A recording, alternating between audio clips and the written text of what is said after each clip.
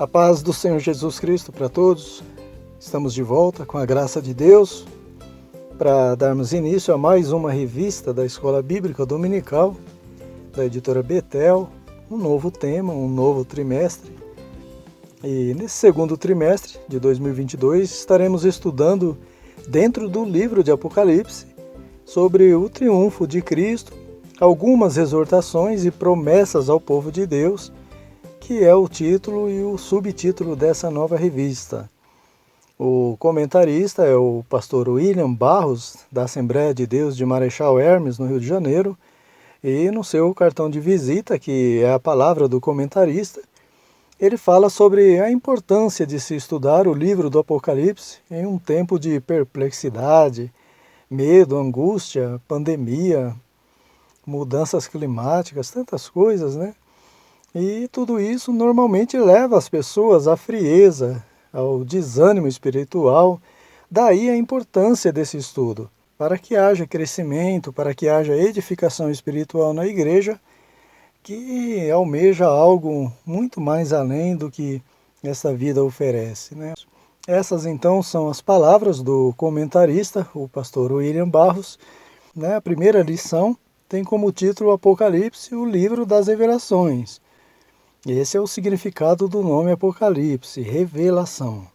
Hoje então nós vamos tentar entender o porquê que um livro aparentemente tão complicado, tantos símbolos e ilustrações, pode ser chamado de revelação. Muitos questionam isso, mas uma coisa é certa, irmãos. Apocalipse pode parecer um enigma, né? Ou um filme de terror para os que se perdem, né? Porque nele está revelado o juízo e a ira de Deus sobre os filhos da desobediência. Mas para os salvos, Apocalipse é o poder de Deus, porque nele também está revelado o que Deus preparou para aqueles que o amam. Os textos de referência para essa primeira lição é o capítulo 1, versículo do 1 ao 4 desse livro de Apocalipse. Notem que logo no versículo 1, João afirma que essas revelações do Apocalipse foram destinadas aos servos de Jesus, né? Servo fala de alguém que é submisso a um senhor. Para esse, Jesus mostra o significado não só do Apocalipse, mas de toda a palavra de Deus, através do Espírito Santo, que nos ensina todas as coisas. Irmãos, a mensagem da cruz, de Gênesis a Apocalipse, né, é para toda a humanidade, mas só entendem o seu significado aqueles que abrem o coração para recebê-la. Então, se você é um servo ou uma serva de Jesus, se Ele é teu Senhor, desfrute então das revelações do Apocalipse para esse trimestre. Se você ainda não não perca mais tempo, receba Jesus agora como teu Senhor aí no teu coração, assuma esse compromisso com Ele e seja também um bem-aventurado que aprende e guarda no coração as palavras das profecias deste livro. Mas por que eu devo estudar o livro do Apocalipse? O tópico 1 vai falar sobre isso, né? Primeiro, porque é impossível entender o tempo em que vivemos e o que está por vir sem estudarmos o livro do Apocalipse. Esse livro ele explica não somente o presente e o futuro, mas o passado também. Ninguém poderia afirmar, por exemplo, que a serpente do Éden era o diabo, se não estivesse registrado em Apocalipse, capítulo 12, versículo 9. Então esse livro, irmãos, ele tira a máscara do diabo, né? E com essa revelação a gente vigia, sabendo que ele se utiliza de disfarces e seduções para enganar as pessoas. Outro motivo também pelo qual devemos ler o livro do Apocalipse é porque ele faz parte da Bíblia Sagrada, simples assim. Eu não posso me deter em alguns textos bíblicos apenas e ignorar outros. Por isso que toda a Escritura deve ser lida, ensinada e principalmente crida, irmãos, porque toda ela é inspirada pelo Espírito Santo, toda ela é a palavra de Deus. O item 1.1 fala sobre outro motivo pelo qual devemos ler o livro do Apocalipse, para estarmos prevenidos contra as seitas e heresias. E o que é uma seita? As seitas são as organizações malignas, né, que distorcem a palavra de Deus, e as heresias são essas distorções. As seitas ela tem toda a aparência cristã, né? Falam de Jesus, da volta do Senhor, falam da grande tribulação, do milênio, da vida após a morte, visitam os lares, usam até a Bíblia para tentarem justificar seus argumentos, porém totalmente distorcidos, né? E as seitas são o diabo transfigurado, né, em anjo de luz. E se não houver um conhecimento do que realmente a Bíblia diz sobre o fim dos tempos, nos tornamos neófitos, né? Principiantes no conhecimento, ignorantes, né? E facilmente seremos enganados. O livro do Apocalipse é um prato cheio para essas seitas conseguirem seus intentos, né? Justamente por conter muitos símbolos e figuras difíceis de interpretar. Isso é uma característica do diabo, né? Ele faz dessa forma mesmo. Ele usa uma verdade para confundir as pessoas, né? E depois lançar suas mentiras. Ele disse uma verdade para Eva, né? A fim de justificar-se, né? Deus sabe que quando você comer desse fruto, você será semelhante a ele. E Deus realmente confirmou isso quando Adão e Eva comeram do fruto proibido. Agora o homem é como um de nós, sabendo o bem e o mal. Por que Eva estava tão insegura quanto ao que Deus disse, irmãos? Porque provavelmente ela teria ouvido da boca de Adão o que Deus disse, né? Não ouviu diretamente da boca de Deus. E isso acontece muito hoje também. Às vezes ouvimos a palavra de Deus como ela é, só que terceirizada através do pastor, através de um pregador, mas não conferimos na Bíblia o que está sendo pregado, o que está sendo ensinado. E quando um herege diz que não é nada disso, né, que estão falando, que estão pregando, que estão ensinando, aí bate a dúvida, a insegurança. Quem está falando a verdade, o Adão ou a serpente? Né? O meu colega no trabalho, herege, ou o pastor da igreja? Por que isso, irmãos? Porque nós erramos em não conhecer as Escrituras, que é a boca de Deus falando diretamente conosco. Irmãos, pode ser o melhor pastor ou pregador do mundo. É necessário conferir nas Sagradas Escrituras, como os crentes de Bereia, o que está sendo pregado, né? Para não restar dúvida quando os hereges baterem na nossa porta. Deus disse, né? O meu povo foi destruído por falta de conhecimento. Então, muitos falsos profetas têm se levantado, dizendo que é o Cristo, e têm conseguido enganar a muitos por falta justamente do conhecimento da palavra de Deus. Então, precisamos ser cautelosos para que ninguém nos engane. O item 1.2 fala sobre o chamado para a santificação. Por sinal, a ausência de santificação na vida e nos sermões dos adeptos das seitas, que se disfarçam de evangélicos, é uma de suas características, né? Não somente a santificação, mas também o arrependimento, a renúncia do pecado. Isso não existe nos ensinos deles, né? Eles não pregam nada disso, sendo que, biblicamente, o verdadeiro cristão tem como estilo de vida a santificação, a separação do pecado. Mas o que a santificação tem a ver com o Apocalipse? Tem tudo a ver, né? Porque Paulo disse que a vontade de Deus é a nossa santificação. O escritor aos Hebreus diz que sem santificação ninguém verá a Deus. E Jesus, em Apocalipse capítulo 22, versículo 11, diz que aquele que é santo, santifique-se mais ainda. Isso fala de perseverança na santificação, né? Então não basta ser santo, tem que perseverar em ser santo. E é nesses dias que estamos vivendo que será revelado quem é santo e quem é injusto. Já o item 1.3 nos exorta acerca da necessidade do evangelismo.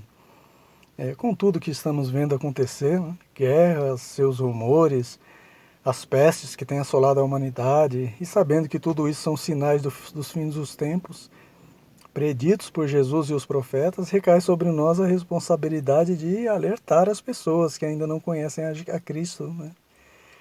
Irmãos, notem que as revelações do Apocalipse teve início na pessoa do Pai. Ele entregou para o Filho, que por sua vez repassou ao anjo, que por sua vez entregou a João. João não teve para si, né? Ele não se calou, mas ele alertou as igrejas e toda a humanidade também. E quando chega em nós não devemos nos calar, reter a revelação, né? A Bíblia diz que aquele que sabe fazer o bem e não faz, estando ao seu alcance, comete o pecado de omissão. Então, tudo o que está acontecendo nos dias atuais é uma oportunidade que temos para alertar as pessoas sem Deus, que o fim está próximo e que há uma necessidade de se voltar para o Senhor, principalmente para os de casa, né, da própria família, Lembram daquele endemoniado gadareno que foi liberto por Jesus? Ele quis seguir o Senhor, né? Mas Jesus disse para ele: vai e conta para os seus quão grandes coisas Deus te fez. Vai para a tua casa, para a tua família. Normalmente as pessoas usam como argumento aquela frase de Jesus, né, que não há profeta sem honra a não ser na sua própria casa. Pelo fato dos próprios irmãos de Jesus não crerem nele, né? Mas qual foi o fim dos irmãos de Jesus? Se converteram. Inclusive um deles, o Tiago, teria escrito uma carta inspirada pelo Espírito Santo, né, que é essa epístola de Tiago. Como pode isso, né? Porque logo após a morte e ressurreição de Jesus, os seus irmãos creram nele. Então, irmãos, da mesma forma, quando morremos para o mundo e ressuscitamos com Cristo, a nossa nova conduta é a melhor maneira de evangelizar. Quando Paulo diz que a mulher ganhará o marido sem palavras, esse princípio aplica-se a todos, né? Então nós devemos relutar contra todo pensamento contrário ao evangelismo, né? Quando Paulo ia pregar a palavra de Deus para o procônsul Sérgio Paulo, né? Houve um lá que tentou impedir, né? Por quê? Porque o inimigo ele trabalha dessa forma, impedindo as pessoas de falar de Jesus, de falar da palavra de Deus. Então, irmãos, nossa luta não é contra a carne, nem contra sangue, mas contra as hostes espirituais da maldade nos lugares celestiais. Então, existe uma resistência espiritual que só pode ser vencida com as armaduras de Deus, a fé, a palavra, a oração, o evangelho da paz. Vimos no trimestre anterior, né, que Ezequiel recebeu a ordem divina, a ordem de Deus, para profetizar, quer ouvissem ou deixassem de ouvir. O tópico 2 vai falar sobre alguns aspectos importantes do livro do Apocalipse, que nos levará não a meras especulações, mas a uma edificação, né, a um crescimento espiritual. Mas para isso, para ser um felizardo, né, um bem-aventurado, é necessário não só ler ou ouvir sobre as profecias do Apocalipse, mas guardar no coração as coisas que estão escritas, porque o tempo está próximo. Por sinal, a bem-aventurança é algo peculiar, né, singular no livro do Apocalipse. Tem nada menos que 7 bem-aventuranças só nesse livro para aqueles que permanecem fiéis a Deus, né? As referências estão aí no vídeo para quem quiser conferir. E em cada uma delas é apresentada os deveres cristãos para usufruir dos direitos em Cristo. Vamos para o primeiro aspecto que o comentarista separou no livro do Apocalipse. Ele está no item 2.1, é a questão do número 7. Observe que ele aparece inúmeras vezes em toda a Bíblia, né? E só no livro do Apocalipse há pelo menos 11 referências ao número 7. Evidente que isso não é por acaso, né? Segundo os especialistas, os estudiosos das Sagradas Escrituras, o número 7 estaria relacionado à perfeição, né? À plenitude, à totalidade. E isso faz sentido, porque você vê no capítulo 4, versículo 5, Jesus falando, né? Isso diz o que tem os 7 Espíritos de Deus. E até onde se sabe, o Espírito de Deus é um só, conforme Paulo diz em Efésios 4, versículo 4. O que significa os 7 Espíritos, então? Em Isaías, capítulo 11, versículo 2, está a resposta, né? Em uma profecia sobre Jesus, Isaías se refere sobre 7 Espíritos, que na verdade são todas as virtudes do Espírito Santo que estariam sobre Jesus. Então, sempre que houver menção do número 7 na Bíblia, provavelmente se refere à totalidade do que foi mencionado ali no contexto, né? João, as 7 igrejas, representa a totalidade, a plenitude de todas as igrejas em todos os tempos, né? No princípio, a origem seria realmente daquelas cartas, né, as 7 igrejas da Ásia Menor, mas ela iria abranger todas as igrejas e toda a humanidade também, né? Até porque a igreja de Deus é uma só. No mesmo texto, né, que diz haver um só Espírito, diz também que há um só corpo, uma só igreja. O segundo aspecto do livro do Apocalipse, citado pelo comentarista nessa revista, está no item 2.2. Ele abrange a soberania e o plano divino. Isso significa que Deus é o Criador e o mantenedor de todas as coisas, ou seja, nada acontece sem a sua vontade ou permissão. E você observa essa soberania de Deus em todo o livro do Apocalipse. Por exemplo, naquelas batalhas do Armagedon, de Gog e Magog, ou do Anticristo, dá a impressão que serão batalhas ferrenhas, duras para Deus, né? Mas na verdade, Deus os abaterá apenas como um sopro, como diz Paulo em 2 Tessalonicenses capítulo 2, versículo 8. Essa é a soberania de Deus diante dos seus inimigos, mas para os seus servos, a soberana vontade de Deus age como um acalento, né? Como um refrigério. E em sua soberania, muitas vezes Deus diz não às nossas petições, porque Ele sabe que nem sempre o que pedimos é o melhor para nós. Temos o exemplo de Ezequias. Deus queria recolher Ezequias, mas ele chorou porque queria viver mais. Deus então acrescentou mais 15 anos de vida para ele, e isso foi um desastre para Ezequias, que se vangloriou e foi repreendido pelo Senhor. A mãe de Tiago e João também é outro exemplo, né? Ela disse para Jesus: Senhor, permita que meus 2 filhos se assentem, um à sua direita e outro à sua esquerda no teu reino. Jesus respondeu, né? Você não sabe o que está pedindo. Por que Jesus disse isso, irmãos? Porque os que estiverem à esquerda de Jesus serão os bodes que irão ouvir: apartai-vos de mim, malditos, para o fogo eterno preparado para o diabo e seus anjos. Irmãos, nem sempre Deus nos faz ou nos dá o que pedimos, mas o que precisamos, que nem sempre é o que pedimos, né? Porque é melhor para nós. Agora, uma coisa é certa, né? Deus é soberano e seus planos são perfeitos. Então, que possamos ser humildes, como Moisés, ao ouvir um não de Deus. Deus disse para Moisés que ele não entraria na terra de Canaã por ferir a rocha 2 vezes. Moisés então orou a Deus e pediu para que o Senhor o permitisse entrar em Canaã. Então Deus respondeu: não, e não me fale mais nisso. E qual foi a reação de Moisés diante desse não de Deus? Ele não insistiu, como Ezequias, nem murmurou, como muitos fazem.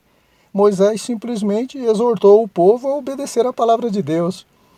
Percebem, irmãos, por que Moisés achava tanta graça diante de Deus? Se Deus disse não, é não. E ele é soberano em seus planos. O item 2.3 fala sobre os perigos ao lidar com os textos do Apocalipse, se não meditarmos em seus contextos, né? Em mensagens paralelas que estão registradas em outros livros da Bíblia. Irmãos, a Bíblia Sagrada é como um bolo, né? Formado por vários ingredientes na medida certa. Qualquer ingrediente isolado não é bolo, né? Mas a partir do momento que eles se juntam, aí se forma um bolo só. Então você não pode ler um versículo isolado e dizer que a Bíblia diz isso se você não analisar primeiro o contexto. Então, se estudarmos o livro do Apocalipse isolado dos demais livros da Bíblia, como Mateus, capítulo 24, onde Jesus também fala sobre o fim dos tempos, ou Daniel, Ezequiel, Malaquias, as cartas de Paulo aos Tessalonicenses e aos Coríntios, que também diz respeito ao fim, se nós não analisarmos todos esses livros, nós corremos o risco de fazer interpretações errôneas da palavra de Deus. E esse estudo do Apocalipse requer tempo. Eu tenho dito isso aqui, irmãos, não basta a gente ler a Bíblia, a gente tem que meditar nela, né? Sem pressa e em oração. Muitos se precipitam, marcando datas para a volta de Jesus e se decepcionam, porque Jesus revelou apenas os indícios da sua volta, e não o dia e nem a hora. Fato é que as coisas que Deus não revelou pertencem a Ele. Os discípulos queriam até saber quando seria a volta de Jesus, mas ele disse, né, não cabe a vós saber nem os dias, nem as estações determinadas por Deus. Então, meus irmãos, qualquer afirmação sobre a volta de Jesus, ou sobre quem seriam as 2 testemunhas do Apocalipse e o Anticristo, são meras especulações. Vamos para o tópico 3, que vai apresentar uma visão panorâmica do livro do Apocalipse. Isso se faz necessário para que possamos entender melhor esse livro e suas peculiaridades, né, suas características. Esse livro começa com a palavra revelação, ou seja, já estava no coração de Deus, desde a fundação do mundo, só não havia sido revelada ainda, né, como um filme das antigas máquinas fotográficas, né? Tudo, irmãos, absolutamente tudo já foi programado ou previsto por Deus, né? E aprove ao Senhor mostrar aos seus servos as coisas que em breve hão de acontecer. Outro dia eu ouvi alguém dizer, né, como que um livro com tantos símbolos e figuras estranhas pode se chamar revelação? O que acontece é que algumas pessoas não leem o livro do Apocalipse com a motivação correta.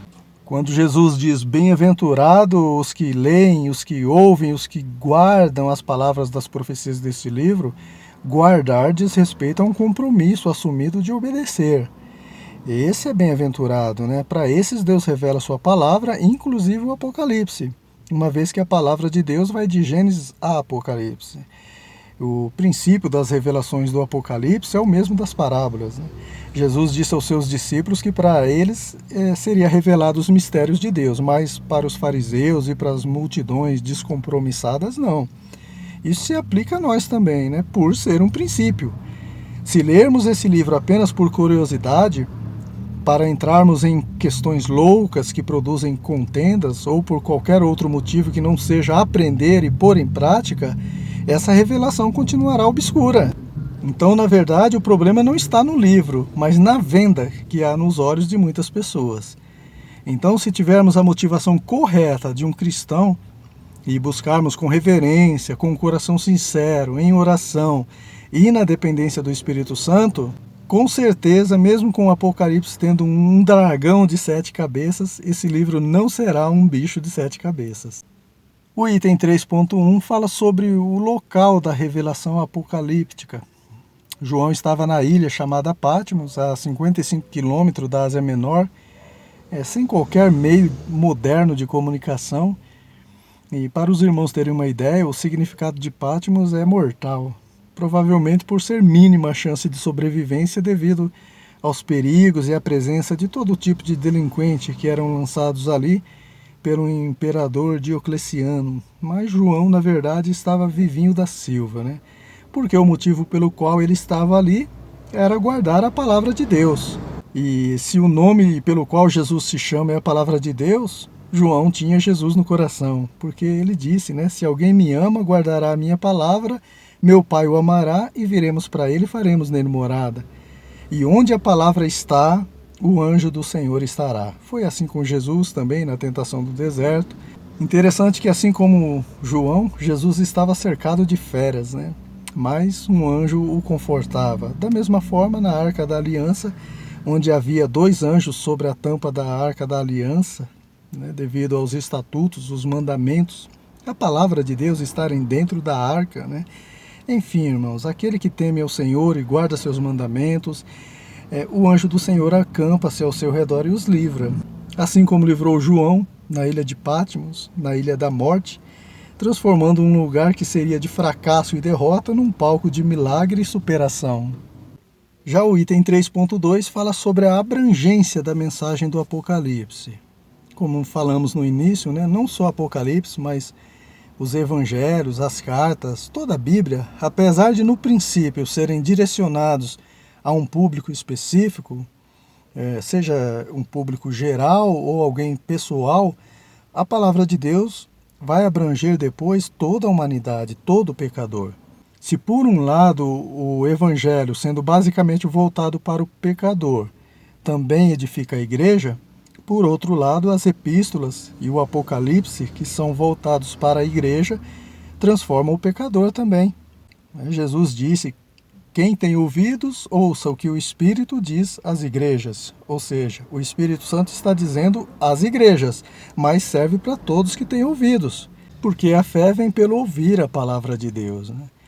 Quando uma profecia, por exemplo, é entregue para um membro específico da igreja, ela traz edificação a toda a igreja também, né? Porque a igreja é formada por um só corpo com vários membros. Quando um membro é edificado, todos também são edificados.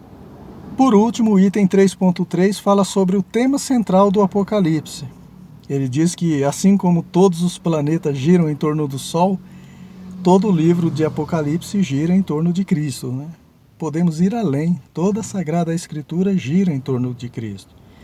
Mas, especificamente, o Apocalipse aponta para a volta de Cristo, né? Eu não diria vinda de Cristo, porque só vem aquele que nunca veio. mas sim, eu diria, a volta de Cristo, porque só volta aquele que veio, foi e voltará. E aqui cabe uma observação muito importante, irmãos. A Bíblia descreve duas voltas de Cristo, né? A primeira será num piscar de olhos, onde nenhum olho verá. A segunda será nas nuvens, onde todo olho verá. Então Cristo voltará nessa segunda volta, né, com os santos do arrebatamento e do Antigo Testamento, juntamente com os anjos, para reger por 1000 anos as nações que restaram da grande tribulação, né? E mais bem-aventurados são aqueles, então, que subirem na primeira volta de Cristo, no arrebatamento. Esses escaparão da grande tribulação. Amém, meus irmãos? Chegamos assim ao final dessa primeira lição desse segundo trimestre de 2022. Espero ter contribuído com a edificação espiritual de cada um de vocês e também com o preparo da lição daqueles que irão ministrá-la no domingo. Não se esqueça de ajudar também o nosso canal com o seu like, com sua inscrição, com seus comentários e com a divulgação desse trabalho. Eu espero vocês na próxima semana, onde, se Deus assim nos permitir, nós estaremos refletindo na lição de número 2, que vai falar mais sobre a revelação de Jesus Cristo no livro do Apocalipse. Deus abençoe a todos, fiquem na paz do Senhor Jesus.